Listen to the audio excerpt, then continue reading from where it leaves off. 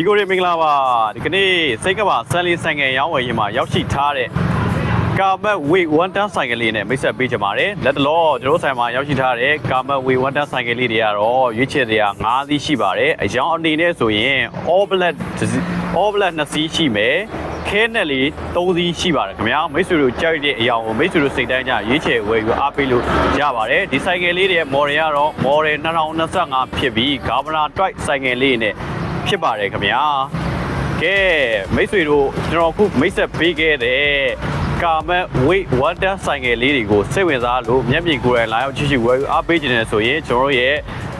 ဆိုင်လေးစာလေးကတော့မန္တလေးမြို့58လမ်း110နဲ့110အကြားမှာယာယီပြောင်းရွှေ့ဖွင့်လှစ်ထားတာပဲဖြစ်ပါတယ်